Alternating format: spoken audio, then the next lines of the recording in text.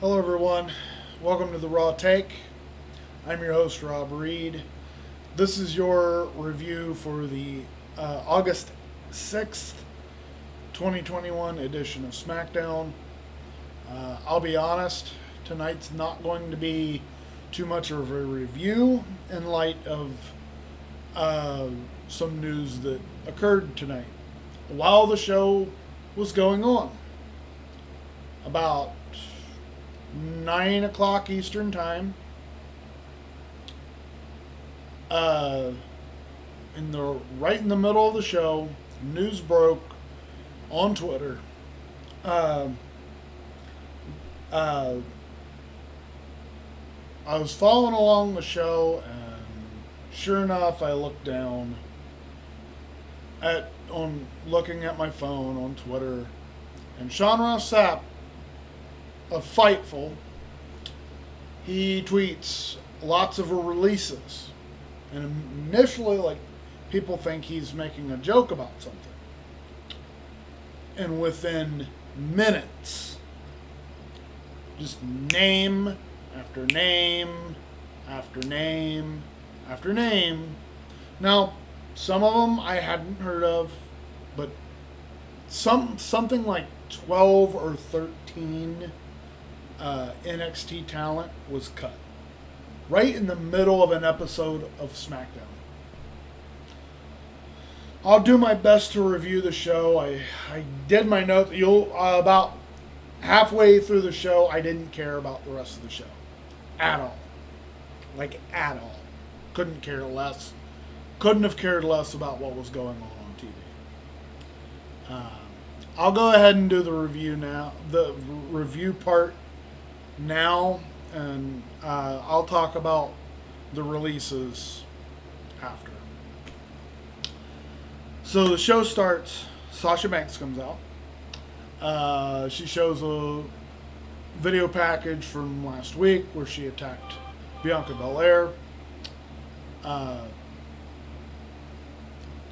Okay, one thing I need to say right now: the sweetening of the crowd noise needs to stop now.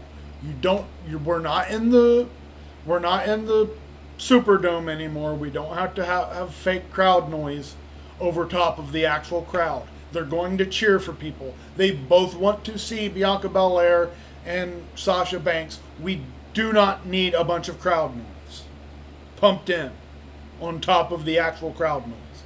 Stop it.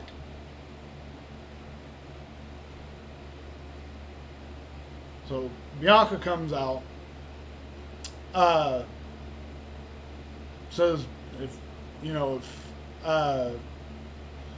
Sasha says Bianca would be nothing if it wasn't for hers. There wouldn't be ESPYs. She wouldn't be hanging out with Meg the Stallion at Lollapalooza. None of that would happen without Sasha Banks. This brings out Bianca, and she says, anytime you want to go, it's on. Then, interrupting them, is Zelina Vega, who has not won a single frickin' match since she's returned. She says she wants to face Bianca. Bianca says, hey, I'm fine with that. And she says, she says, Sasha, I'll defend the title against you at SummerSlam. Zelina, I'll fight you tonight. So it looked like we were going to have Zelina and Bianca for the title tonight. We'll find out later that that's not the case. It ended up being Adam Pearce and Sonya Deville tell Zelina that no, Sasha doesn't get to make matches. We do. It's going to be a championship contenders match, where if you win, you get a title shot down the line. Again, here's another thing needs to stop. The constant championship contenders match. I know what this stings of. Uh, so I watched a documentary. It was about a few years ago. It was an interview with Stanley, and he was talking about Marvel and DC were going at it in the '60s. They still are, obviously, but Marvel was starting to outsell DC in comic sales. And he said, they got these reports back that guys in the people at the DC office were like, well, I know what it is. They've got red backgrounds on their covers. That's what the kids are buying. So Stanley said, well, so the next issue, we'd have a blue background.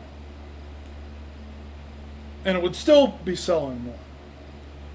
That they didn't understand that what was selling the comics where people were liking all the storylines and everything we were doing, all the new ideas we were trying. And so this whole championship contender match thing reeks of somebody got in Vince's ear and told him, AEW is doing this a couple times has done this championship eliminator match where the champions face somebody, and if that person beats them, they get a title match. Here's the difference. AEW have done a championship eliminator match something like 3 times in their entire existence. And of those, only once did the challengers beat the champion to get their title match. And you know what happened in that title match? They lost to the champion and they moved on. Where in WWE, a championship contenders match is just a lazy excuse to do another rematch for the 100th time. That needs to stop. I know people will probably be mad at me for comparing WWE to AEW, but too bad. We're at this point now. We're at that point now. AEW has been slowly growing in both in total viewers and in the key demo of the 18 to 49 demo. And in some weeks, it's actually surpassed the demo of Raw and SmackDown. While Raw, on the other hand, has had a steady decline since, probably the last, let's face it, the last 10 years at least. And especially about, in 2018, they did this whole, you're the fans, you're the authority, right? We got that whole promo. And then there was a night where Triple H came out and he made was making fun of this guy named Mark and how he was gonna talk to his friends about not watching the show anymore, or he's going to do the worst thing ever. He's going to tweet about it. You know what's happened ever since then? People stopped watching the show. There's a reason why Raw has gone down to doing 1.5 million views. I mean, I know they jumped back up when they brought John Cena and bring Goldberg's decrepit ass out there on television because they can't make any new stars. Hell, they just fired 12 people.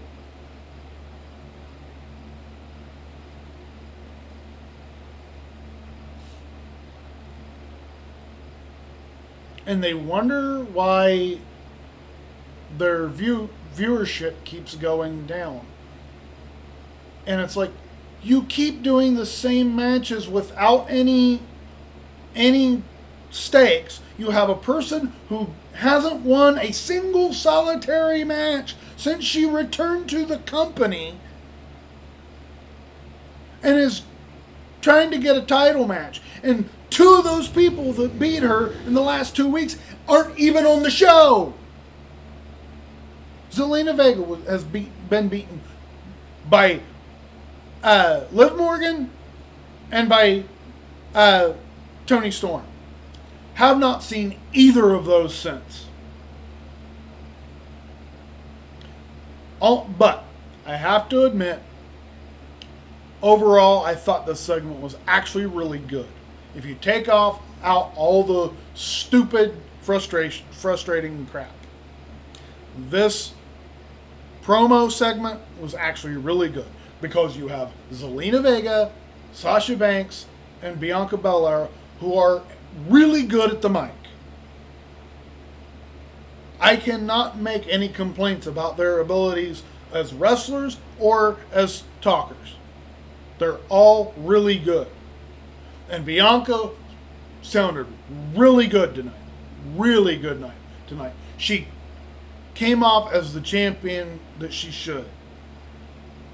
That she should be. And I thought that was great. That was awesome. After this, we have a match. Dominic Mysterio is taking on Jey Uso. I thought that was an okay match. I think Dominic and Rey are going to be facing the Usos at SummerSlam. And it's another rematch. Another match that's been done hundreds of times now. But I'm okay with it. This was an okay match. One thing I was very happy about, we didn't get another leverage roll-up pin. It was a straight Jey Uso, sorry. Jey Uso super kicked the fuck out of Dominic. There was a spot before this I thought was actually really good. It was right before they went to break. Dominic, Rey does his like slide sometimes. Well, Dominic did that same slide, except he caught Jey and he did a sunset flip powerbomb into the barricade. I thought that was a really cool spot. But there were a couple sloppy spots he had before that. But then Jey did an awesome super kick. Looked really brutal. Top rope splash. 1, 2, 3. Very happy to see champions actually winning matches. And absolutely Jey should have won this match. So I was fine with that. After this, we see a quick backstage thing where Edge is coming into the building. He gets asked about Seth. He says, Seth isn't here tonight, or I'm hoping he comes later tonight. And I'm going to call him out later. Next is Nakamura is taking on Apollo Crews in another, say it with me, championship contenders match. Rick Boogs needs to get off my fucking TV. I actually thought that The guy that can actually play guitar, to me, would have come off as a cool gimmick, because I like when people actually can play a guitar, and I like that kind of stuff usually. But Rick Boogs is so annoying that he needs to get off of my television.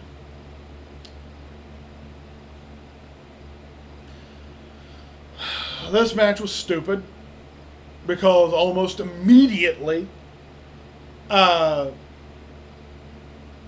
Commander Aziz comes in and trips up Nakamura, gets disqualified, then throws Nakamura out of the ring, and then Rick Boogs and Nakamura act like they were triumphant in their win all of a sudden, going up the ring like it didn't matter, because nothing matters. Absolutely nothing matters in a wrestling match on WWE television. Nothing matters. This is supposed to be a contenders match, and nobody gives a fuck. I know last couple reviews ago I said I was going to try to tone down on F-bombs, but you're probably going to hear some tonight. I'm not in a good mood. Started out in a good mood when the show started. I was pretty happy. Okay, after this, there was actually really good segment. Paul Heyman is backstage. He gives a promo. He says, just saw that Tom Brady signed a $75 million contract with the Schmuccaneers. Got a really good reaction from the crowd. And he said, so if I would take a steel chair and hit Tom Brady in the back and sign the contract before him, would I get $75 million? I don't think so. Of course, he's supposed to sound like a heel and like he doesn't know better. He's 100% correct. He's saying everything that I said last week. And everything everybody has said last week about how contracts work. But right after this, he turns around and Big E is standing right behind him, holding his Money in the Bank briefcase, and he's just laughing. I loved it. I loved every bit of that. I love Big E constantly teasing that he can cash in at any time he wants. I love it. Always make Big E look like he's threatened, like he's a threat, because we all know Big E is the guy. I really think Big E is the next guy to really go with. He should be the guy. 100%. Maybe I don't actually think he should beat Roman Reigns, though. I think he should be beating Bobby Lashley for the WWE title. But still, always have him always somewhere, locking eyes with the champs, at any time. I love it. After this, we have another stupid match. It's Tamina versus Tegan Knox. Not even going to lie, I was going to the bathroom. Came back, and immediately, as soon as I sat down, Shotzi shoots one of her missiles out of her tank past Tamina that distracts her, and it's immediately a distraction roll-up finish. Why am I caring? It was stupid. It was inconsequential, though. I can't be too mad at it. It was just stupid. It wasn't egregious like a lot of things have been. So,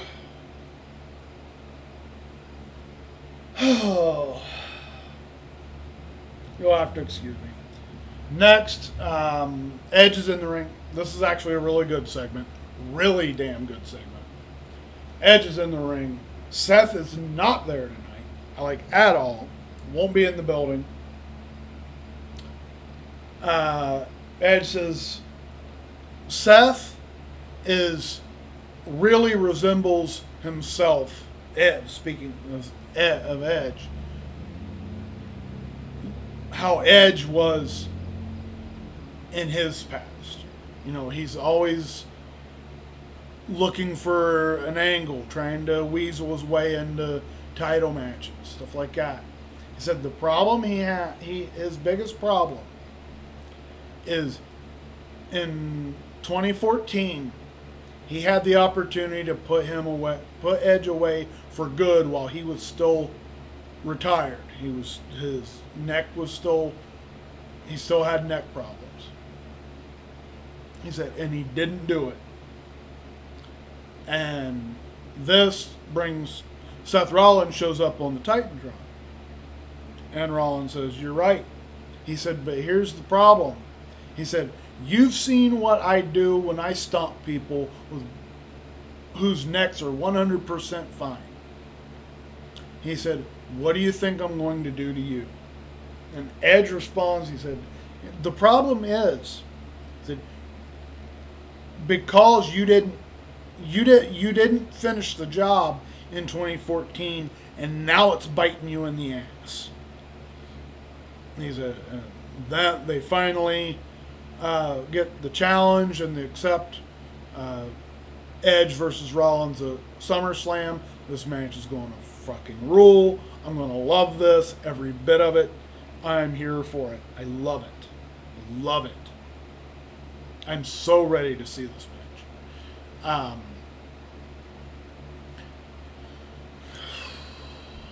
Okay. So, here we go. This was the moment where everybody got fired, and I just stopped caring about what was happening on the show. But we'll get on to what happened to the rest of the show. We have Dirty Dogs, Street Profits. I was having a really hard time paying attention to this match, but I did see a couple cool things. Dawkins, like neck breaker, like he almost does like a paradigm shift, except he turns it into a neck breaker. It's a really cool looking move. Then you have a frog splash from Montez Ford, gets the 1, 2, 3. Sadly, that's all I can even remember, because I just was not really paying attention afterwards to what was going on. Then we have Bianca versus Lena. Very quick. There was a really cool sequence in this match, too. There was Bianca did her thing where, like, she catches someone and, like, finagles them around while she's still holding them, and then does a suplex. Then she rolls out of that, sets Zelina up for another suplex, but Zelina reverses that into a DDT. I thought that was really cool. But Bianca hits the KOD, 1, 2, 3, gets the win. Pretty simple. There was obviously nobody expected Zelina to win, even though I think it's kind of annoying that after she didn't even get like 5 minutes against Toni Storm, she goes like 10 minutes against Bianca Belair. I just ask for consistency on things, please. So after this, now we have Finn Balor takes on Baron Corbin. I was really worried because earlier today there was a tweet interview thing with Finn Balor, and he was acting like he was basically fine with Cena stealing his title match. So I was expecting to be very annoyed, but actually what happened here, I was very happy with. Finn Balor comes out. Corbin comes out and he's like, dude, I'm sorry. He said, I uh, I know I attacked you. He said, I'm desperate. He said, I was doing anything I could to get something. I said, can you forgive me? And Finn Balor's like, no, I don't. And absolutely destroys Corbin, beats the crap out of him. Quick match, just shotgun drop kick, coup de grace, 1, 2, 3. Then he gets on the mic and he says,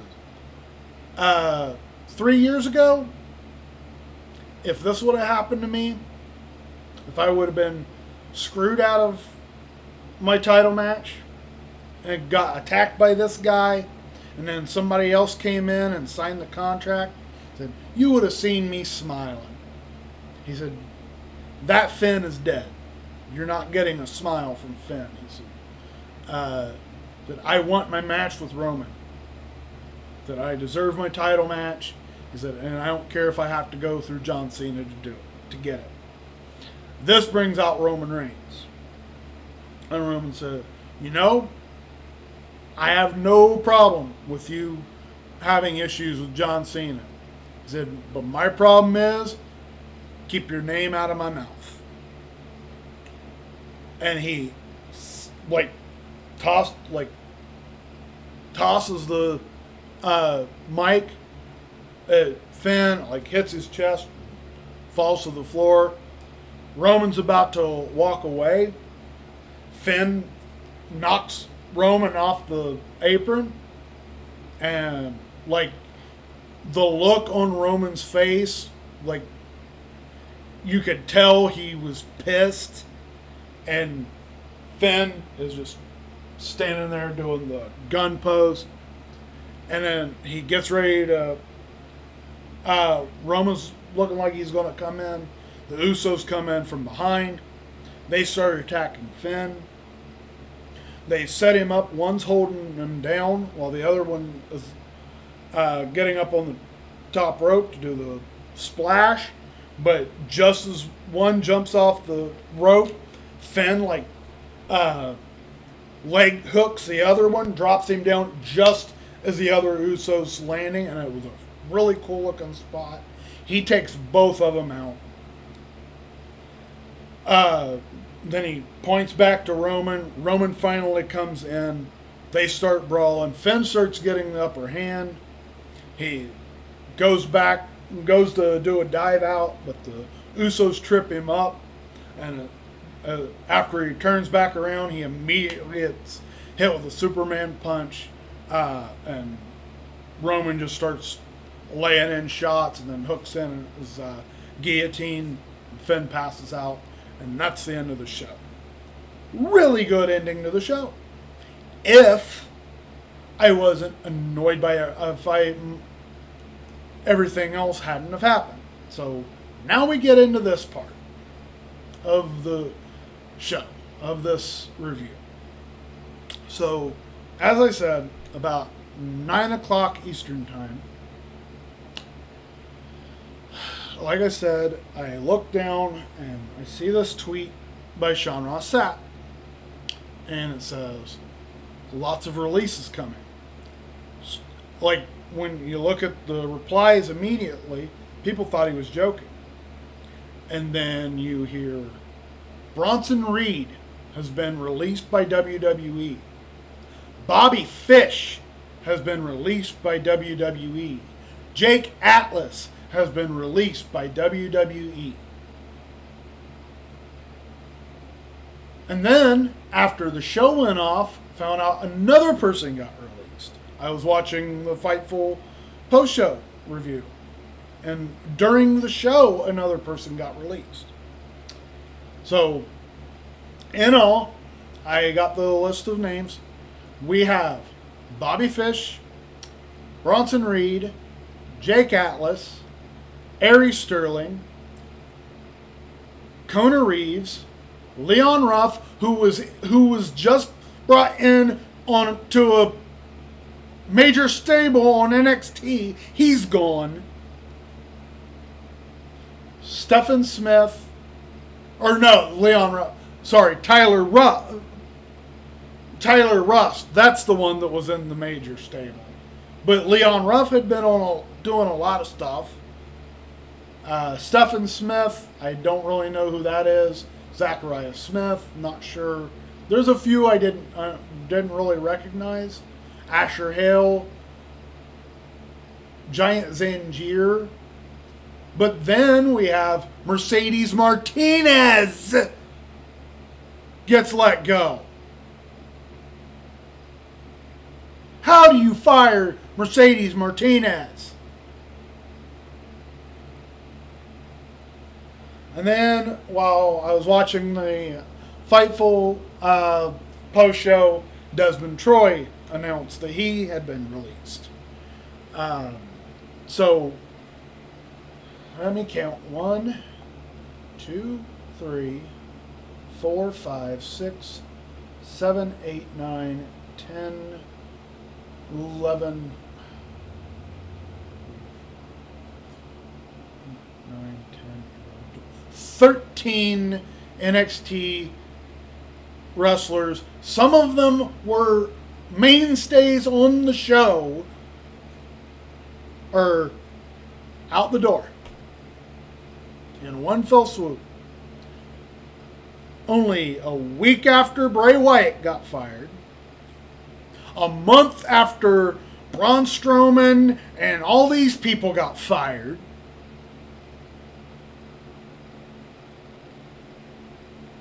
Sean Ross Sapp mentioned that, from April last year to now, like 100 people have been released in that span of time.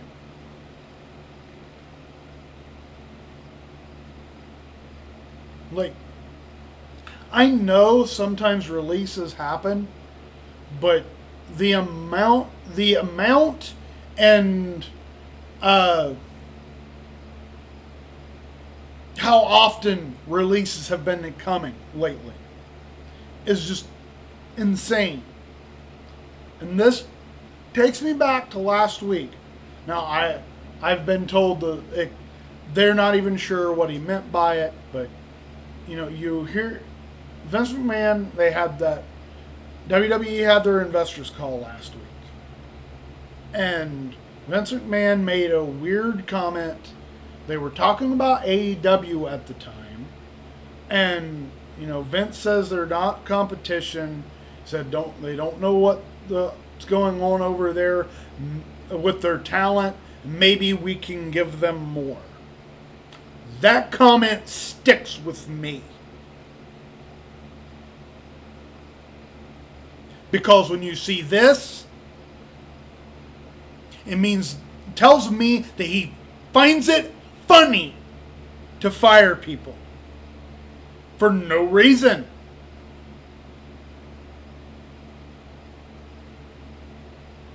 I have lost every bit of respect for Vince McMahon that I ever had. He is a deplorable human being.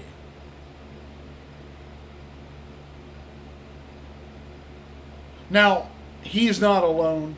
The new guy that they brought in, Nick Khan, I'm sure has a lot to do with all these releases.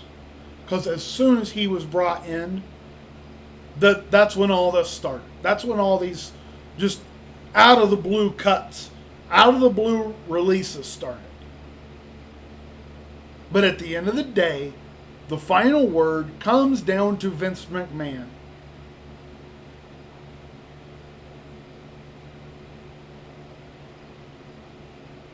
And when he makes a offhanded comment of maybe we can give them some more, when he mentioned right after he mentions AEW's talent, a week, not even a week, 2 days later, he fires Bray Wyatt. They fire Bray Wyatt. And then 6 days after that, they let go of 12 more NXT people after they gutted 205 Live.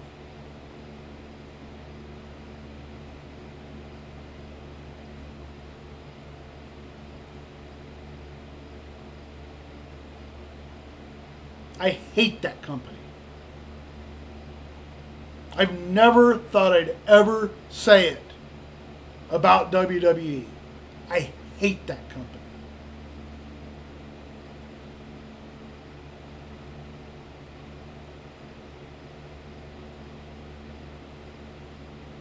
It's something different to me. It's not just they're lazy on their booking, which they are. They've been lazy for years. But now it feels like it's pure apathy against their own fans.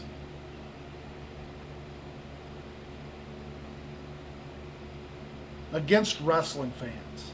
You know, there's always been the whole thing, Vince McMahon hates the term wrestling. That's why he coined the phrase sports entertainment, because he hates the word wrestling.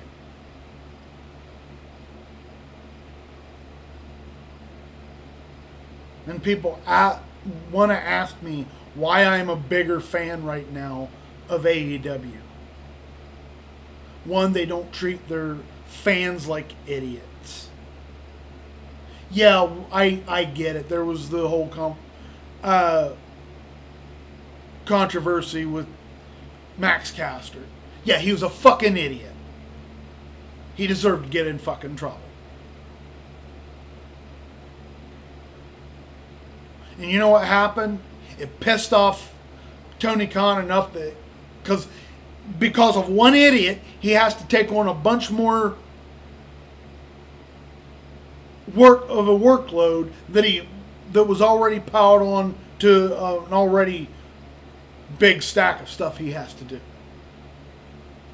Wherein the other company, they don't give a shit.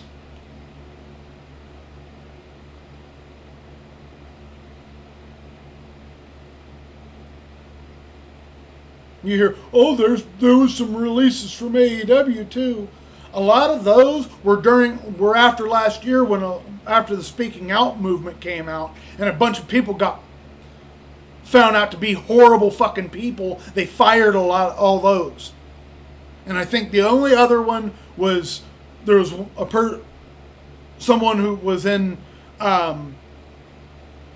was stuck in another country and absolutely could not get out. And there was nothing they could do. They did everything they could, but they couldn't sustain it anymore. And they let one other person go.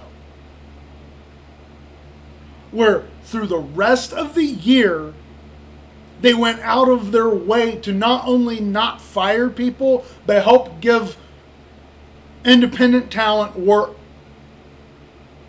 throughout the pandemic. Whereas WWE fired a bunch of people, like 100 people during a fucking pandemic.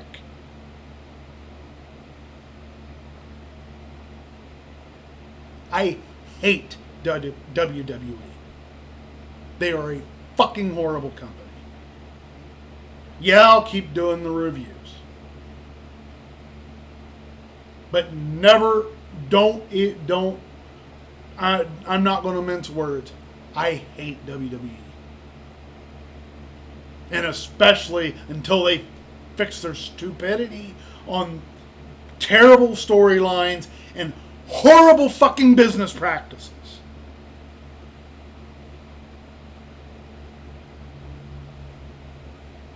I've been Rob Reed. This has been The Raw Take. If you like this video, which I understand if you didn't, it's hard to be chipper on a night like this. I know this is a long video, and I do apologize, but I really had to get a lot of this off my chest tonight. As a 39-year-old wrestling fan. I have been watching wrestling since I was 5 years old. So I've been watching wrestling for 34 maybe to 35 years of my life. And to see shit like this happen,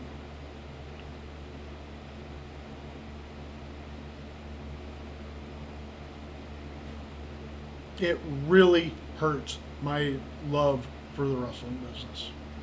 It really does. But if you like this video, give a like, subscribe, comment down below. Follow me on Twitter, Mr. Mr. Rob Reed. That's Reed. The link will be down in the description.